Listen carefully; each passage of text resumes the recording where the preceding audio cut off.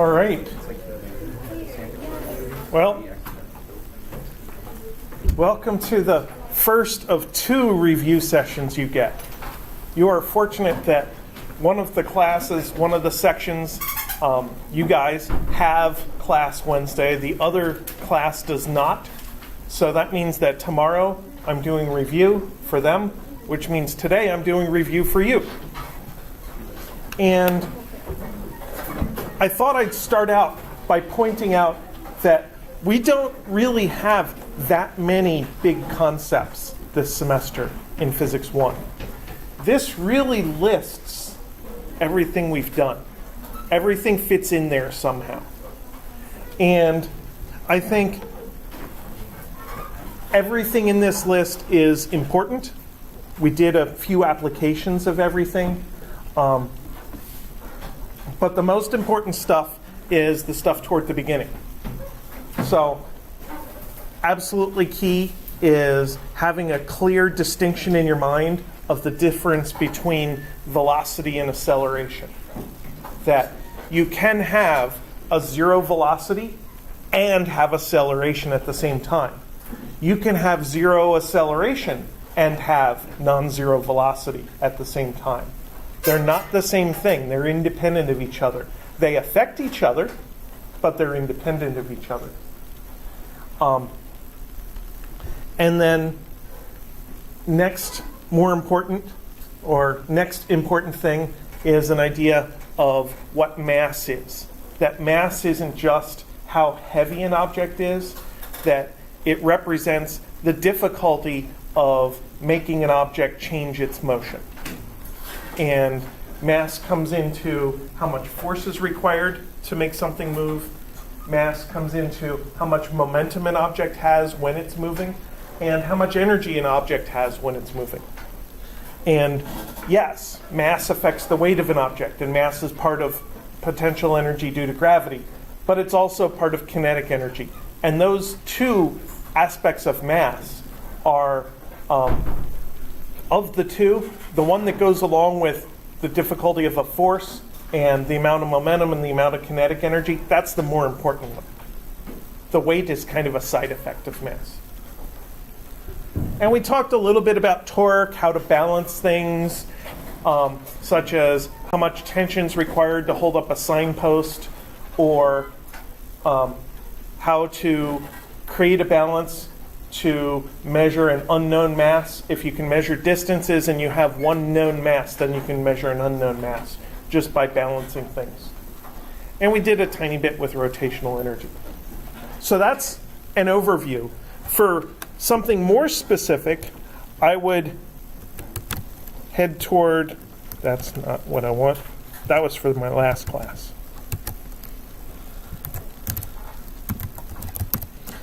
I would point you toward the equation sheet. So we have this nice big equation sheet that I've agonized over. And I think you should try to make sure that you understand everything on the equation sheet. So each equation, you should know basically what concepts it's linking together, what the symbols are, what units everything's measured in. Realize that the unit you measure something in is not the same as the quantity you're measuring. Distances, usually we call them x or s or y, whereas they're measured in meters. And of course, masses use the symbol m for an unknown mass, even though mass is supposed to be measured in kilograms. Remember, mass is the only one of our quantities that we use the kilo prefix with the main unit. Every single time we put mass in an equation, it is in kilograms, such as in F equals ma, that mass has to be measured in kilograms. For everything else, we want to measure it without prefixes. I do have the prefixes up there in case you haven't committed them all to memory.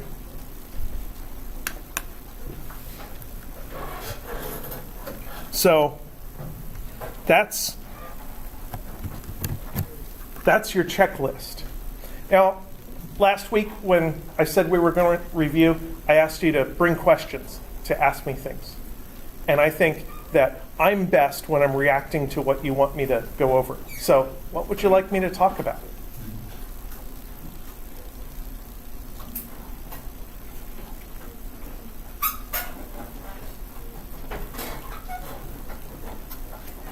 I had trouble with like most of the torque numbers that we were going over towards the end of our last test. Okay.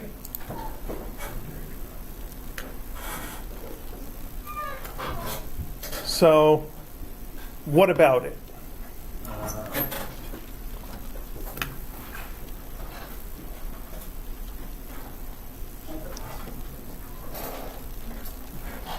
Let's see if I can come up with a new torque problem that you haven't seen before to think about.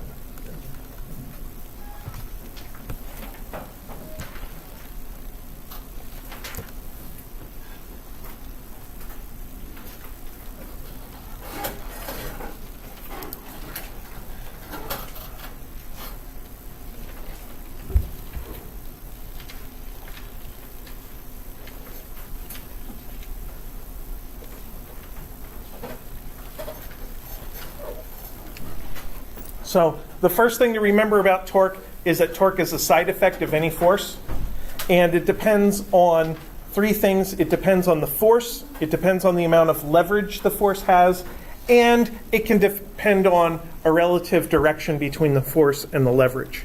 Usually we're going to use torque is equal to F R sine theta, or F perpendicular R, or F times D. And the D is kind of an R perpendicular.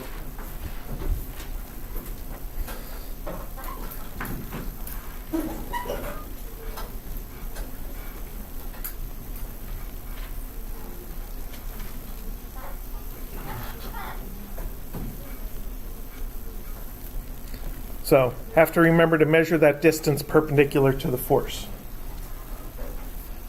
So let's try an example where we have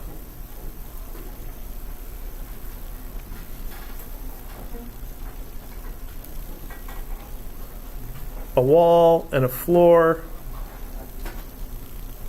and a diagonal beam.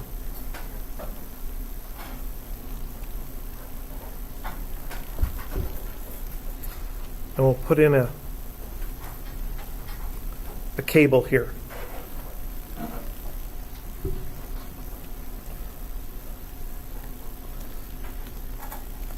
So put in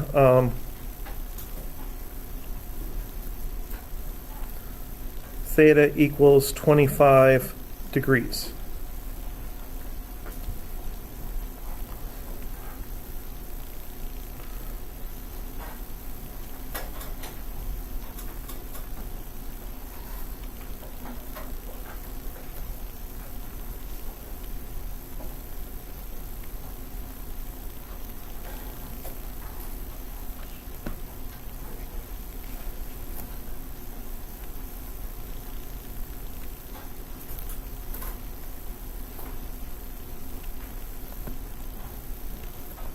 And the question could be, if the beam's mass is 1,000 kilograms, how strong does the cable have to be? So one thing you know is that if we were just trying to hang this beam from a cable, just vertically, then the cable would have to support the weight of gravity. So maybe one of the things we should calculate is the force of gravity. So that's mg is 1,000 kilograms times 9.8 newtons per kilogram. So that's 9,800 newtons. So that's the force of gravity. And that is going to act downward right there. F sub g equals 9,800 newtons.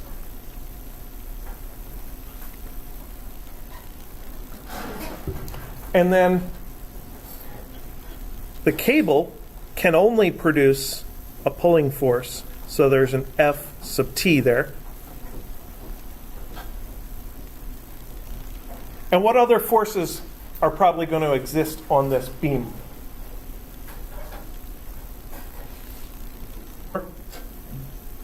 F sub N. Remember that every force exists between two objects. A force is an interaction between objects. So if you're thinking about one object as the object you're analyzing, every force is caused by another object. And that other object is usually another part of your big diagram. So if I was to do a free body diagram or a force diagram, I'd take a copy of this object and draw it off to the side and just draw forces on just that object. I'm choosing to draw my forces onto the system diagram just to kind of keep things more concise. But if there's going to be a normal force, it has to be caused by a contact with something. So our beam is touching the floor. The normal force is caused by the floor. And then you could also have an F wall there. So even if the floor is slippery, the bottom of this beam is against the wall, so it's not going anywhere. Okay, now just by looking at this, we can tell that the normal force is equal to the gravity force and the wall force is equal to the tension force. That doesn't do us any good. What we need to figure out is how strong is the tension force. So we're going to have to move on to torques from here. And to apply torques,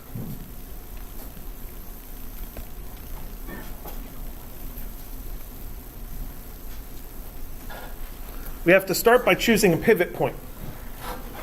So where do we want to put the pivot point?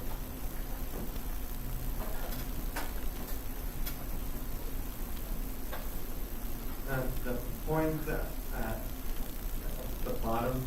At the bottom. I agree with that. And the reason I agree with that is because we're going to have one torque equation. We'd like to have only one unknown in the torque equation. And right now we have two unknown forces. So if we put the pivot point at the middle, then we'd have two unknown forces in our equation. You don't want to stay for class? Always the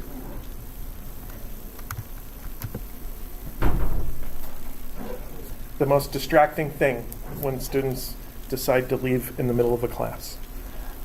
But I shouldn't be complaining at you because you guys are the ones who are still here. So it's unfair to complain to you. Anyway, if we pick our pivot point in the middle, we'll have two unknowns in the equation. It's a pain to solve an equation with two unknowns. We want to pick an equation with only one unknown, so we put our pivot point at the bottom.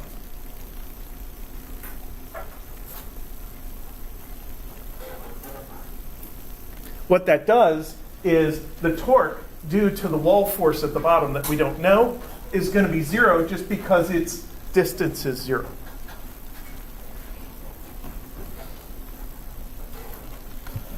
So then,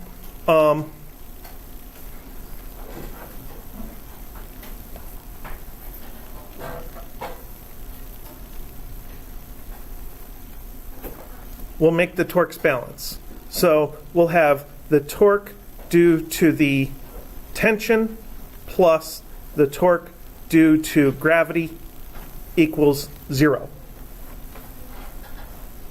Now we just have to figure out these two torques.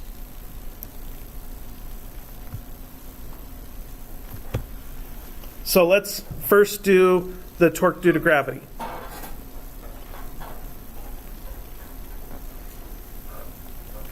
Torque due to gravity is force of gravity.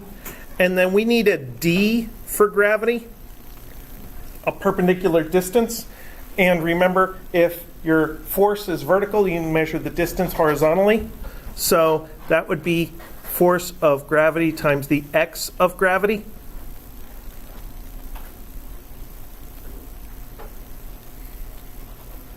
So this is going to be 9,800 times, now how far is this gravity force horizontally from the wall? It's diagonally half the length, so we're definitely going to have an L over 2. But the L over 2 is diagonal. We need the horizontal part. So we need to do a little trig. Which side of this triangle is the horizontal part? It's the cosine or adjacent side, so we use cosine theta. Cosine 25 degrees.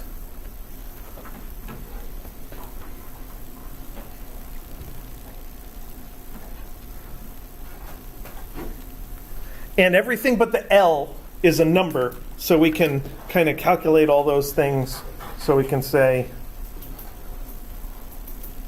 9,800 times cosine 25 divided by 2 is 4441 L.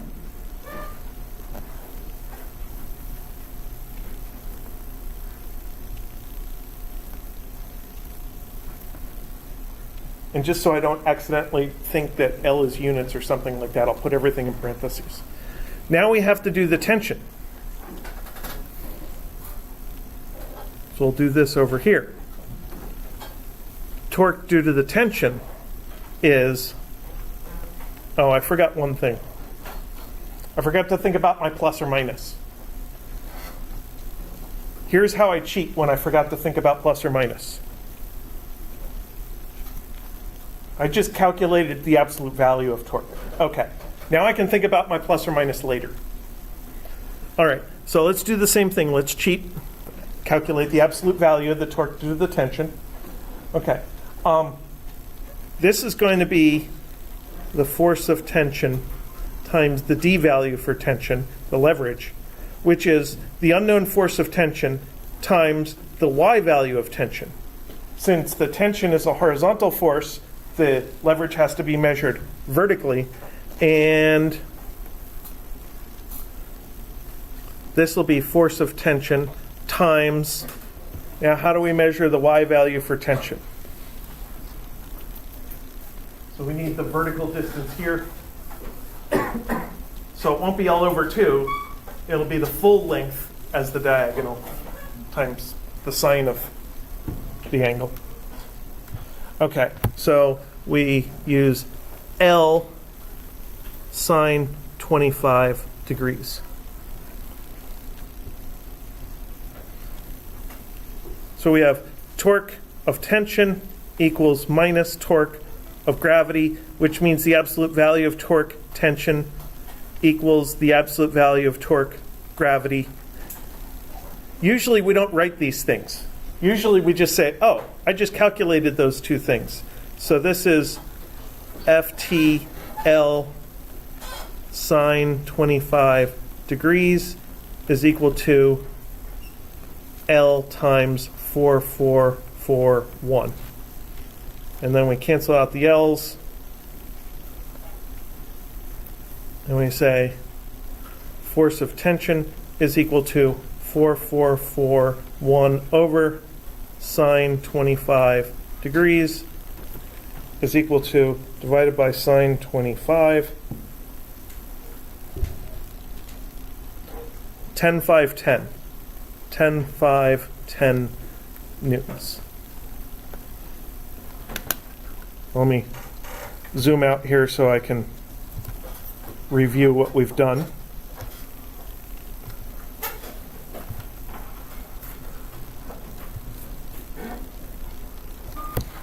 So, in order to let this beam down to a 25-degree angle, our cable has to have more than 10,000 newtons of strength.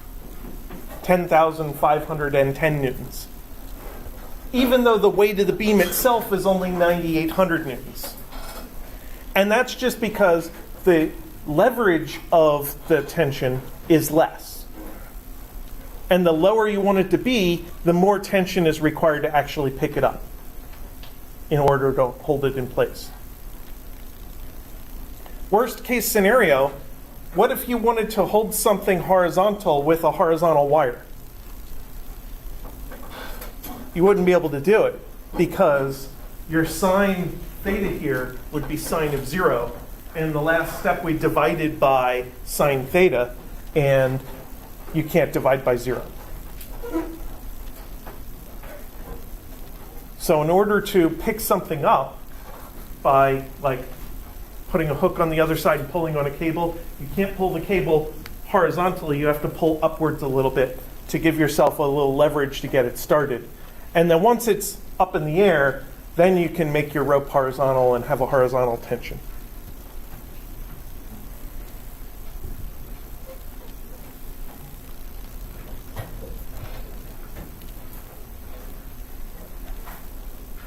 So the end result involved multiplying by the cosine of theta and dividing by the sine of theta, but it also involved a mysterious factor of 2, that 1/2 right there. And that's because gravity is halfway, whereas our cable was attached all the way at the end. Yeah.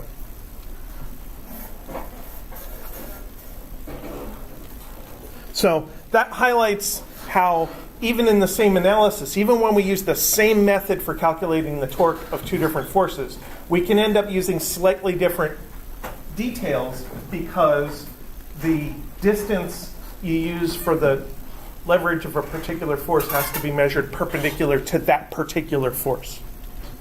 And that's how you can figure out whether you're supposed to use sine or cosine there. So I think that's a good example to have there. Okay, so what else should we talk about? Is friction would be another point? Friction? Yeah, friction would be there. On the exam, you mean? Yes. Yeah, I didn't know what category it fell into on it. Well, friction's a force.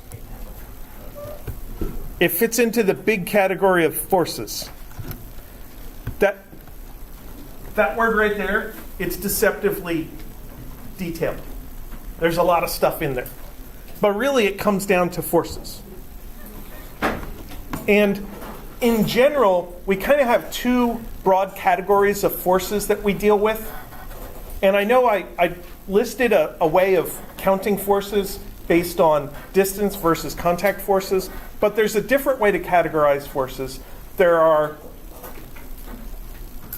kind of known forces and constraint forces, or static and dynamic forces, in a sense. With gravity, you typically know how to calculate the force of gravity. Gravity is just m times g every time.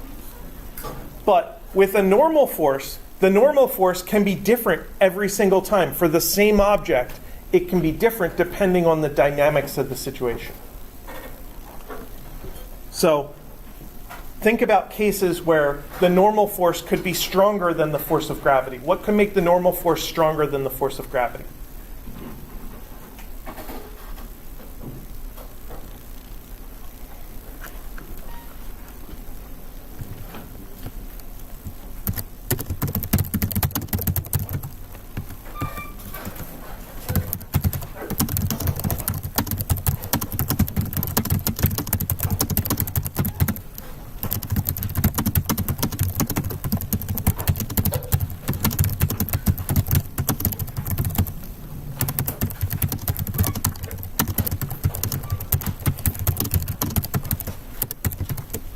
So what could make the normal force stronger than gravity? If you go up in an elevator,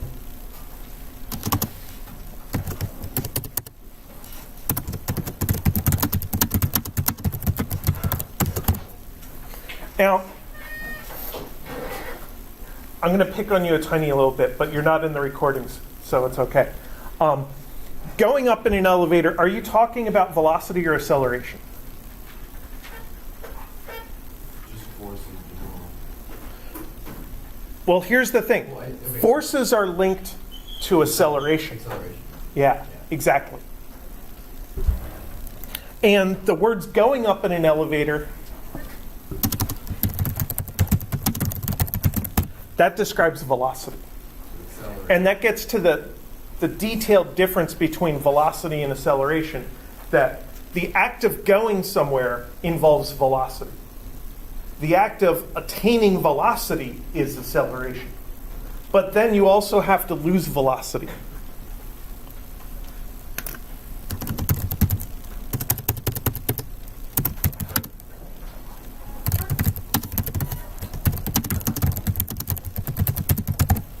So to actually change the normal force, we need some acceleration.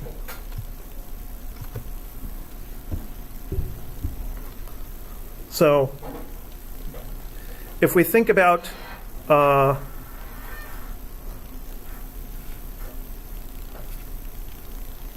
person in an elevator here,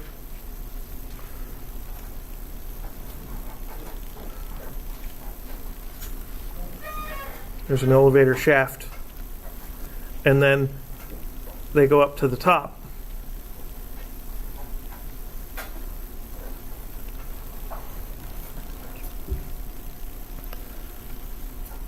So we have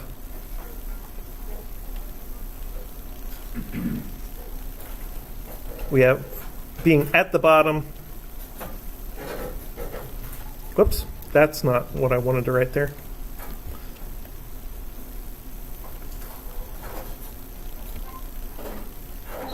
Moving up and being at the top.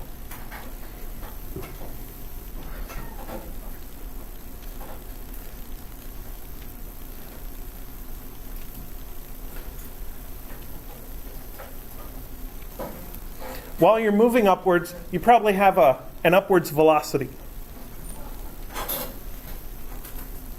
Being at the bottom, we probably have a zero velocity. Being at the top,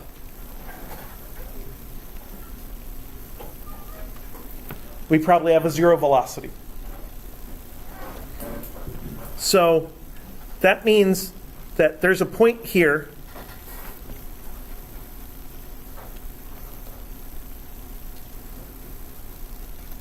where we have to go from having zero velocity to having some velocity. That's a brief increase in velocity. And that's the force you feel at the beginning of an elevator ride. So that is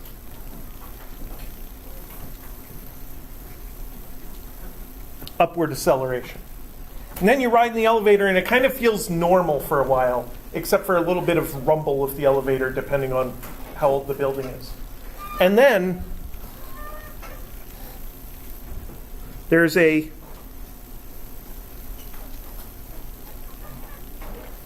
brief decrease of V, because you were moving upwards, and if you maintained your velocity, you would continue to go upwards past the top floor of the building. But that's not how elevators normally work. Normally you stop there.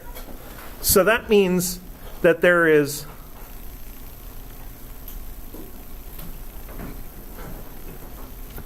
downward acceleration. And here,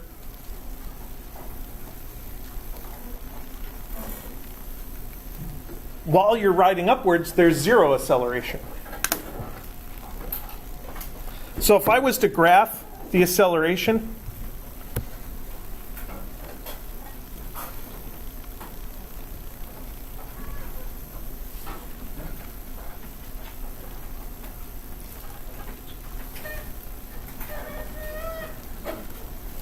so I'm graphing time and acceleration. We'd start at 0, have a blip, and then be going 0 for a while, and then have a negative blip, and then be right back at 0 again. And the beginning would be there, and the end would be there. So at the beginning, you'd have this brief time when there's more normal force, because we're looking at F normal minus Fg equals ma. And in a subtraction between two forces, whichever one is stronger is going to win the battle.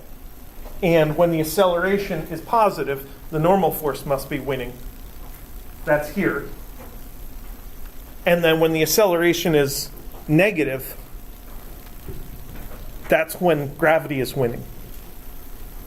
So this is stronger Fn, and that right there is weaker Fn.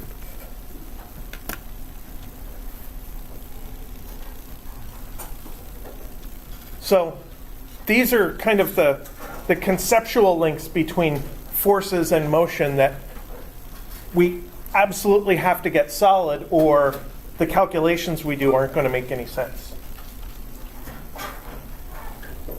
And it is kind of an unfortunate thing that our spoken and written language isn't really designed, hasn't evolved to describe physics scenarios. We've been using language for 10, 50, 100,000 years or so, and we've been doing physics for like 400. So we haven't had a chance to make our language as specific as it needs to be. Plus, most of the population doesn't have to deal with this. So the driving forces behind language evolution aren't going to make our language more specific just for physicists like me. So we do have to be careful how we describe things. And that means that as I write the descriptions in your test questions, I do have to make sure I'm very specific. And that means you have to decode what I wrote. So that turned into a little bit more than I had intended, but I think it's useful. I think absolutely it's useful.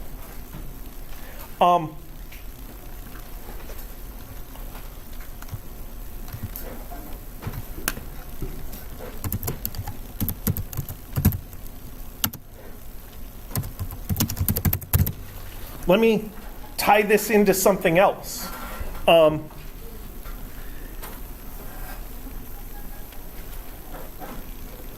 Impulse is the integral of f dt is delta p. Every force that exists for a period of time exerts an impulse on an object, and impulses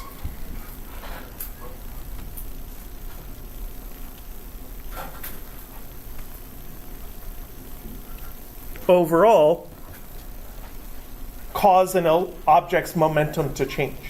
So that's what we've been talking about the last couple of weeks. Both force and momentum are proportional to mass.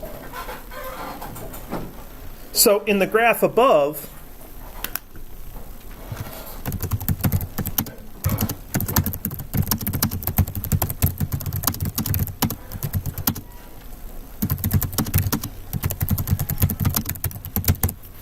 the impulse, which is really equal to the area under the force graph, but since force and acceleration are proportional, the impulse is proportional to the area under the acceleration graph. So here, this area right there,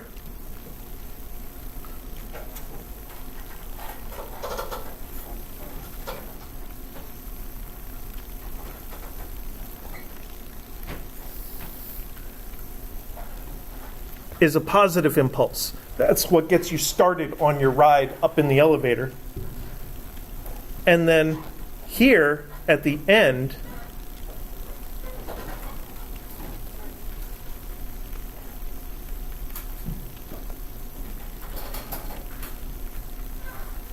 is a negative impulse.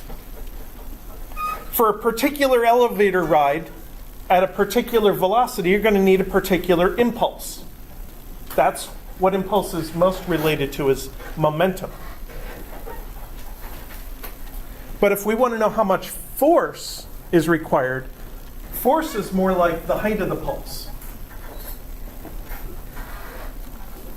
So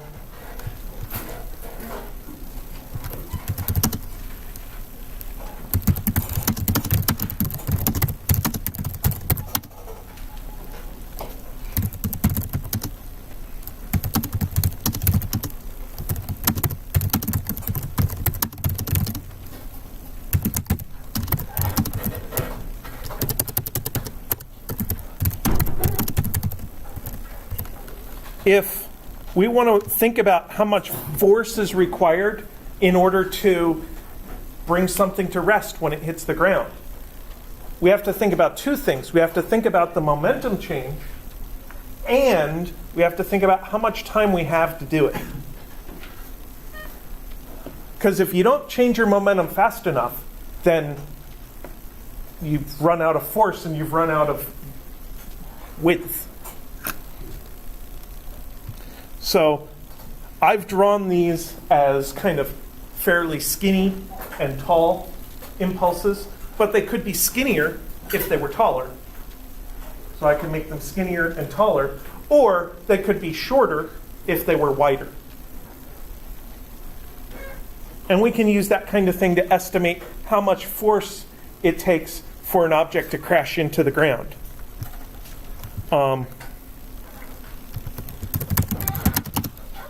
So compare a 1 kilogram basketball to a 1 kilogram steel ball when it hits the ground.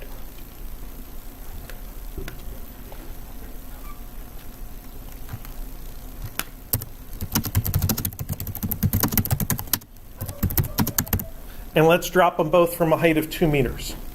So then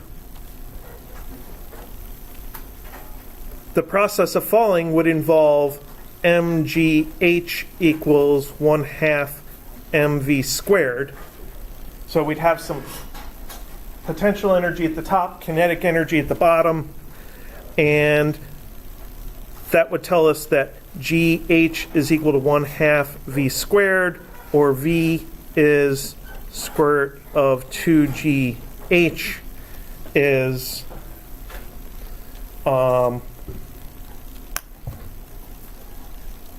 we just did this example in class last week.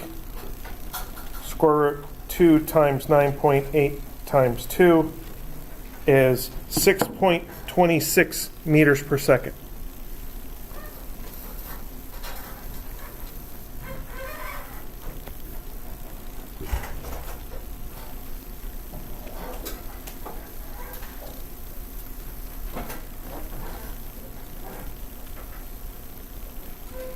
The basketball squishes by, how much does the basketball squish when it hits the ground? 5 centimeters?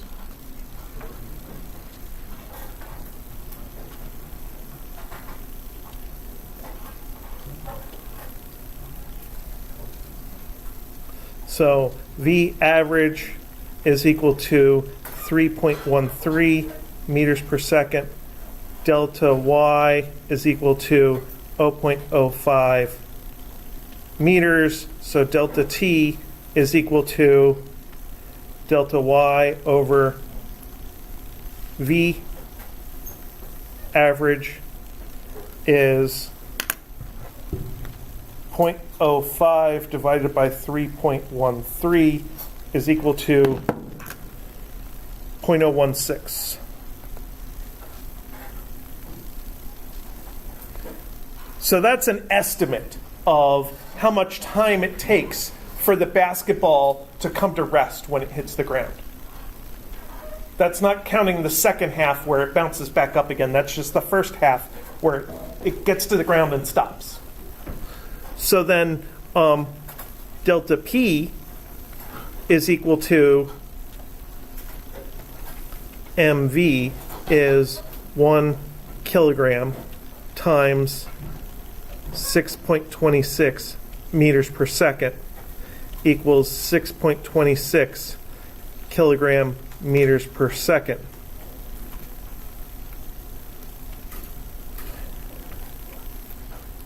So we need an impulse of 6.26 kilogram meters per second. So impulse is force delta t.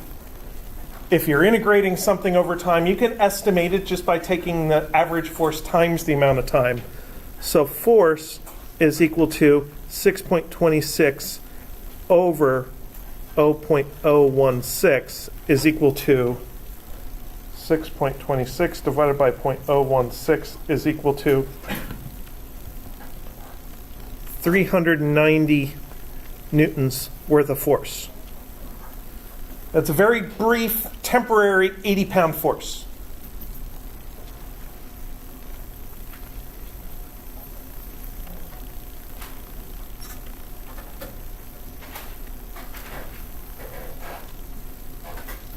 For steel, I'm going to estimate the amount of time it takes the steel ball to come to rest to be only 0.001 second. So then force is 6.26 over 0.001 is 6260 newtons.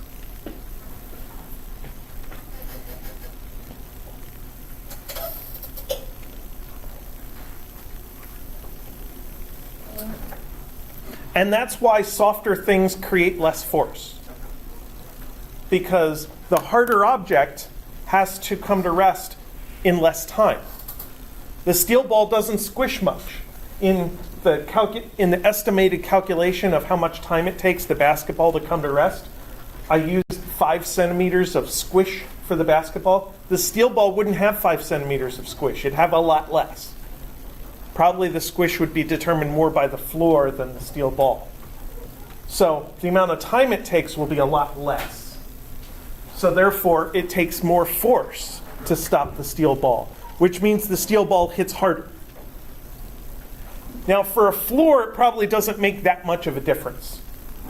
But if it was a glass coffee table, then that would be the difference between bouncing off the coffee table and stressing everybody out and getting yelled at saying, don't do that again, and having the steel ball hit the coffee table and just have it shatter and then have a mess to clean up. So this is why softer things hit more gently. And that's one of our big ideas is momentum. So I threw everything into the same analysis there as a big review example.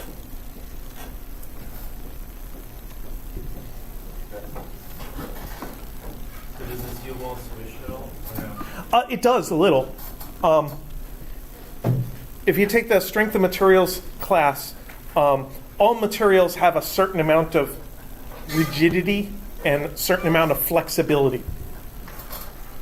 So certainly steel is more flexible if you have it in the form of steel wool, then you can squish it. But if you have a big steel bar, you feel like you can't squish it at all. But if you use it as a part of a bridge, it's going to flex a little bit. Once it squishes, does it stay squished or does it go back? There's a period of restorable deflection called elastic strain. And then if you go beyond a limit called the elastic limit, then it becomes inelastic strain and it won't come back. So if you have like a steel ruler, you can bend it a little bit either way and it'll still be straight. But once you bend it too far, then it's going to be crooked. And then if you want it to come back, you have to bend it inelastically in the other direction. I feel like certain materials that have more memory than others can form back after a stress point. I have heard of materials with memory where if you bend them beyond the elastic limit and put a kink in them, you can like hit them with a blowtorch or something and they'll come back to their original shape. I have heard of that. I don't know how it works. I just know it exists. Materials scientists are pretty ingenious sometimes.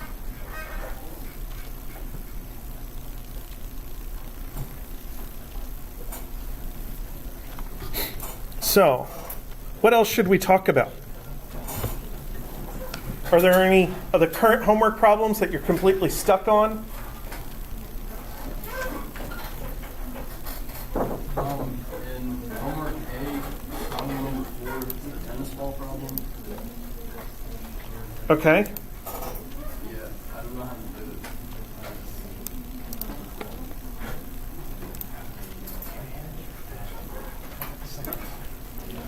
Well, let me get you started as far as what concepts are involved, and then see what you can do from there. So, in this one, we have a shelf with a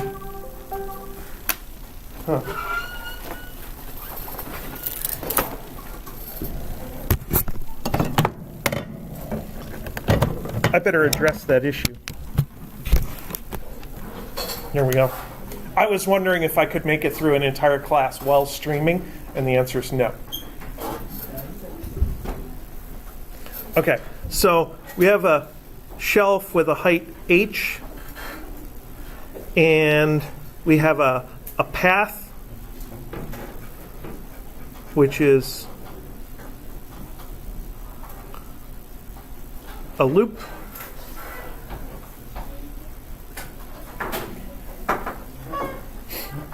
And let's see.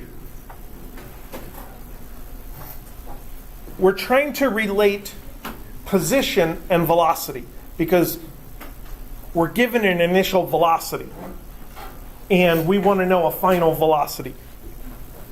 So we have a ball which is rolling with a VI. And then down here, it's rolling with a VF. And if we were just dropping this thing, we would use conservation of energy right away. We would say, I have some initial energy, and then I have some final energy, so let's find out how much velocity I get out of my final energy. So initially, we have K initial is 1/2 mv initial squared, and UG initial is mgy initial. And then final, K final is 1/2 mv final squared, and UG final is 0, because I would probably set y equals 0 to be the bottom. So that would work really well, except for the rolling thing. And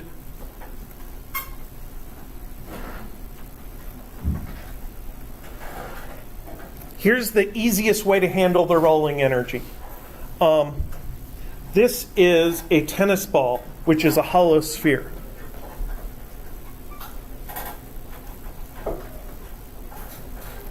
Which means the moment of inertia is something we look up. I think it's 2/3 mr squared. For a hollow cylinder, it's 2/2. It's regular mr squared. So I think for the hollow sphere, it's 2/3. But you look that up. So K rotational initial is equal to 2/3 of K initial. So once you know your 1/2 mv squared kinetic energy, and once you know what type of object you have, you just multiply that by 2/3, that's your final K kinetic energy. And this will be K rotational final is 2/3 K final.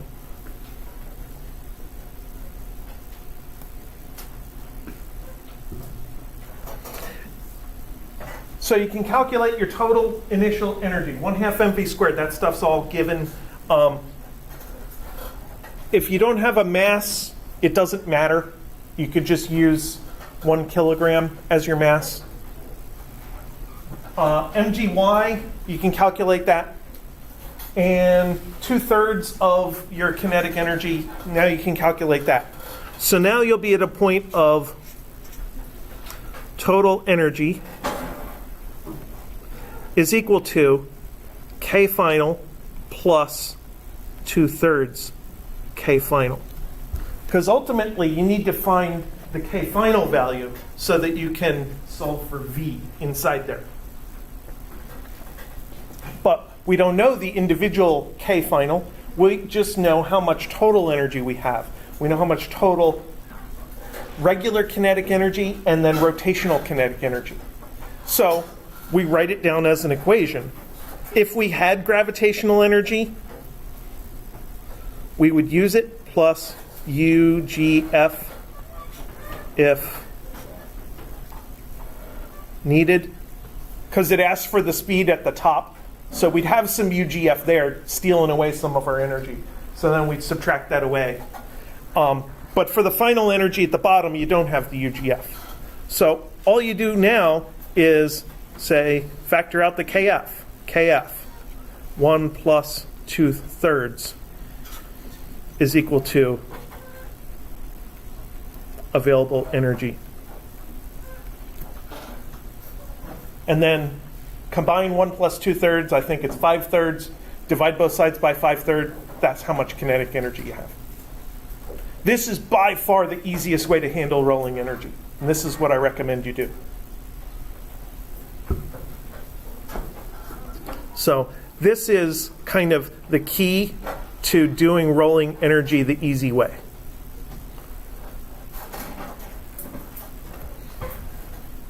Is you look up your moment of inertia formula for the shape you have. There's a fraction times mr squared. Same fraction goes there.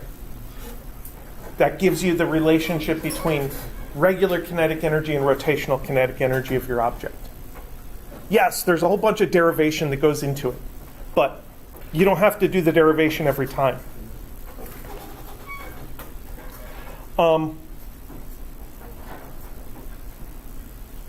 There is a what if at the end. It says, what would be different if this object rolled without, if it slid without friction instead of rolling?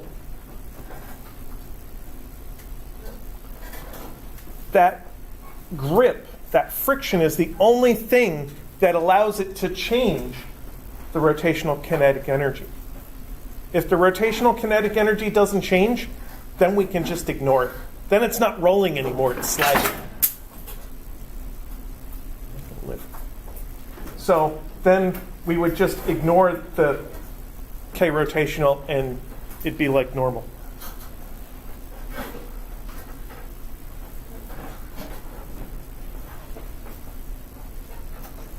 My other electronic pen. If I lose this, I'm in trouble. All right.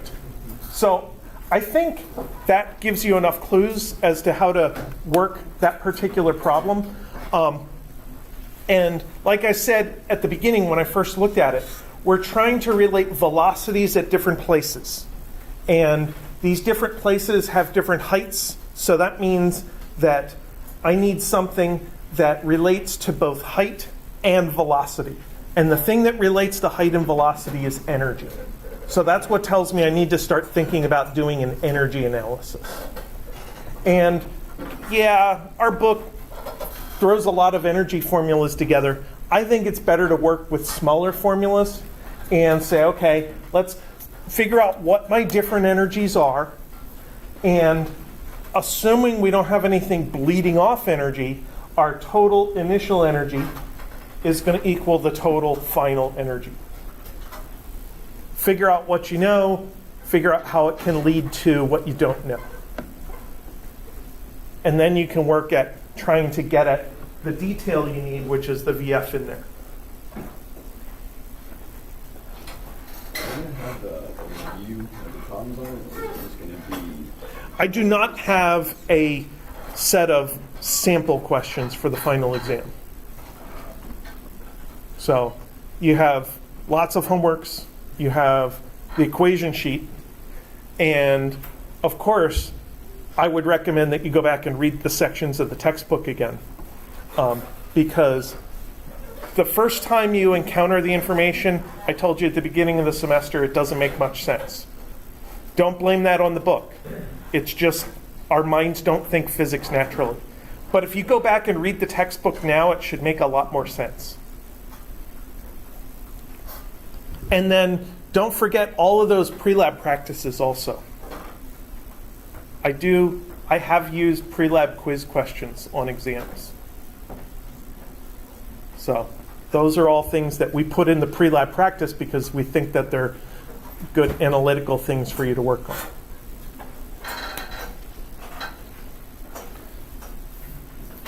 So what else? What else should we talk about?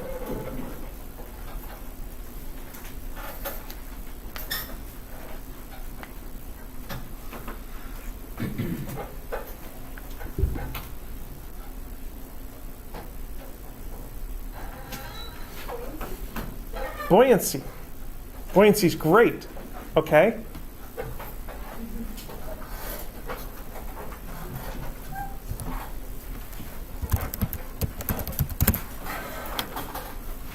Now, I'd hate to just repeat exactly what I said before about buoyancy. So, what can I do different about buoyancy?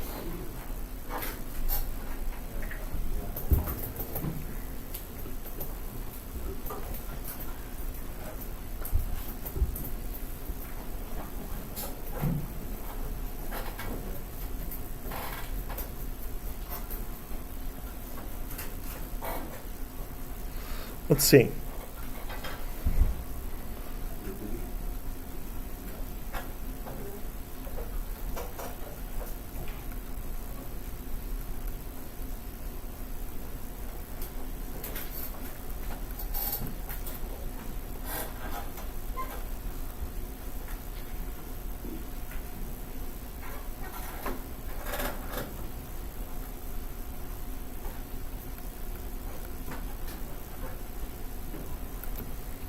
Let's try to do an estimation, because I'm just trying to make up something that we haven't necessarily done. So let's see what we need to do to float a car on a raft. So first of all, we need to know something about the car. So M is equal to, what should we use for the mass of a car? We need to guess some values here. 2,000 kilograms. That sounds reasonable. 2,000 kilograms. Okay.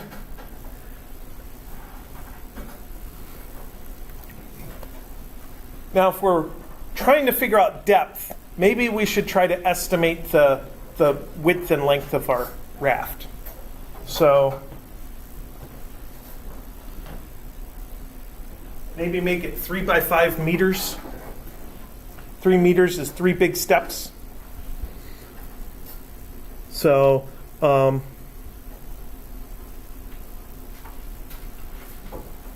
X is 3.0 meters. Z is 5.0 meters. We usually use Y for the vertical direction, so I'm using Z for the other.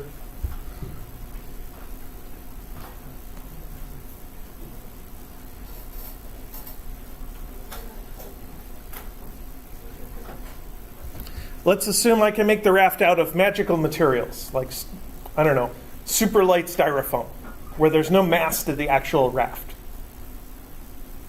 So then all we're trying to do is offset the force of gravity using a force of buoyancy instead of having normal force.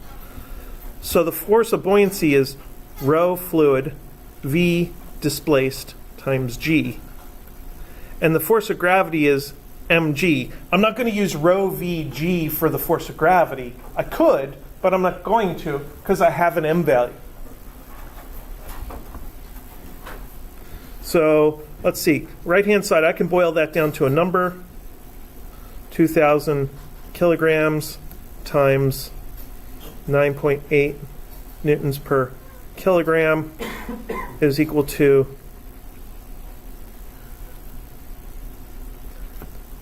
19,600 newtons, basically 20,000 newtons.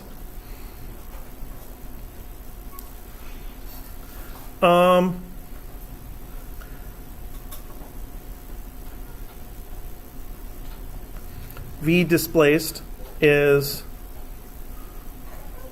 mg over rho g. Oh, how about that?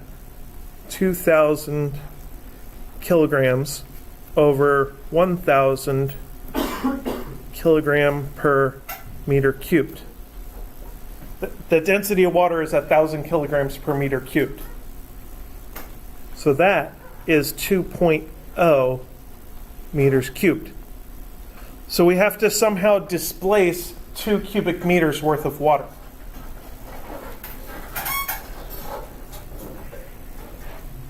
Apparently, I didn't need to use that value. Even though I calculated it, I didn't need it. I'm assuming you've never done that on a homework, calculated something and then not needed the number.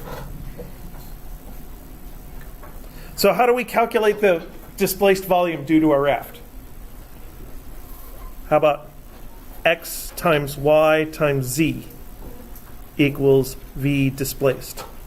So y is v displaced over xz is 2 meters cubed over 3 meters times 5 meters is equal to 2 over 15.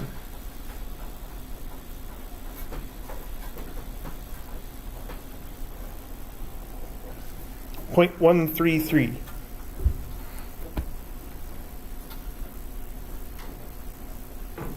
Is 13.3 centimeters. So the car's only going to sink into the water about the width of my hand. From, regular holding my hand up like this from left to right. That's how deep the raft is going to go in the water due to the car. Plus whatever you need to float the raft itself.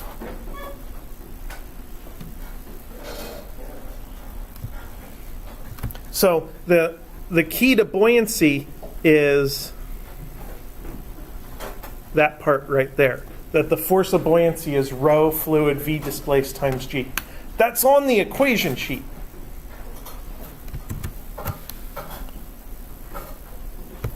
Fluids. Force of buoyancy is rho fluid v displaced times g. It's at the end of the fluids line. But to use it, we have to figure out how it fits together. So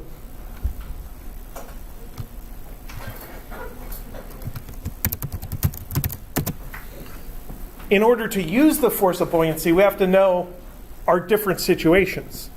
Floating, force of buoyancy minus force of gravity equals 0.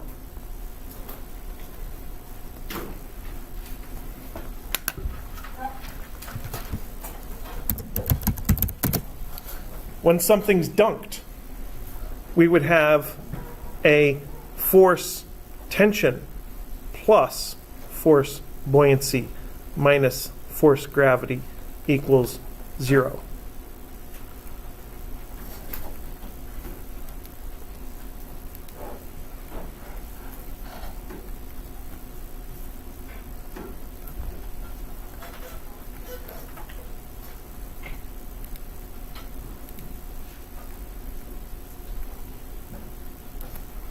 This is the apparent weight of something when it's submerged. So that's force gravity, force buoyancy, and force tension.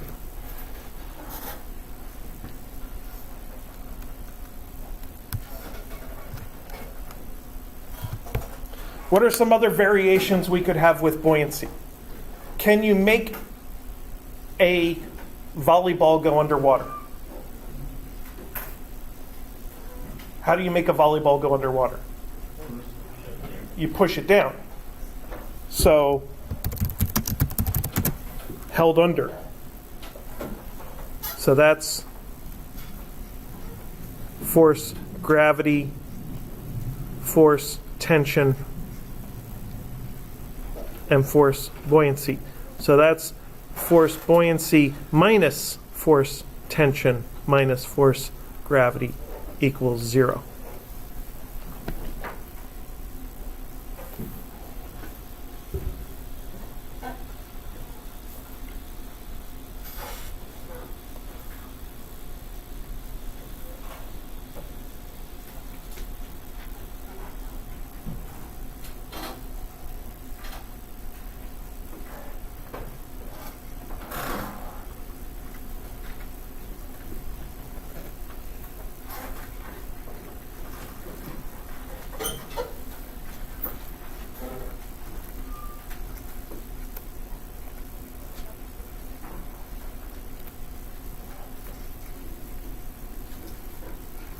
And as a side effect, this equation, when applied to a boat, gives you the effect of the cargo on the boat. So So if you compare the boat with and without cargo, the gravity force on the boat is the same, because if you're analyzing the cargo separately, then the force of gravity is just the force on the mass of the boat itself. But the addition of cargo is like applying a downward force. It could be a tension force. It could be a normal force. Whatever force is required to hold the cargo. And by applying that downward force, you need extra buoyant force.